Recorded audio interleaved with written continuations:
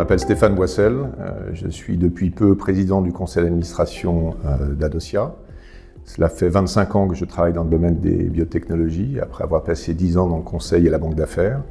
Dans la biotechnologie, j'ai occupé diverses positions en France et à l'étranger, de direction financière, de direction stratégique, de direction générale. J'ai notamment introduit en bourse Innate Pharma en 2006. J'ai également vendu une société qui s'appelle Tixel à Sangamo Therapeutics en 2018.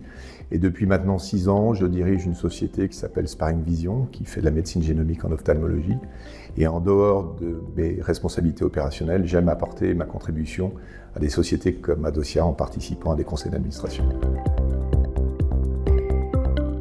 Ça fait 5 ans maintenant que je travaille avec Adocia, donc c'est une société que je connais bien, qui se trouve à un moment vraiment charnière dans son existence, puisque sa technologie, avec son premier produit qui s'appelle BCLIS Pro, est proche du marché en Chine, qui est une validation de la plateforme technologique très versatile d'Adocia. Donc il y a peu de sociétés, notamment françaises, qui dans ce marché-là sont allées au bout avec une insuline de ce type.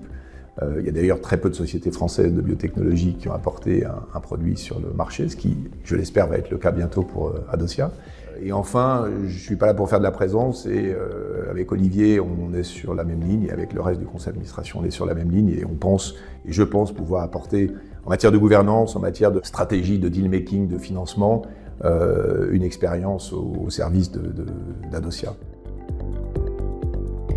Alors plusieurs choses. La première, c'est l'excellence scientifique dans le domaine de la formulation des peptides.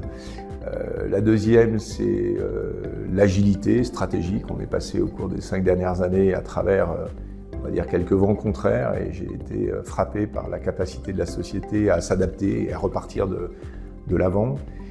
Et enfin, le monde dans lequel elle évolue, le monde du métabolisme, du diabète, de l'obésité, c'est aujourd'hui le marché de la pharmacie le plus innovant, le plus excitant, qui est promis à la plus forte croissance. On parle d'un marché potentiel de 150 milliards de dollars de vente en 2030. On parle d'à peu près 1 milliard de personnes sur la planète, soit 1/7 de la population mondiale qui est affectée d'une façon ou d'une autre.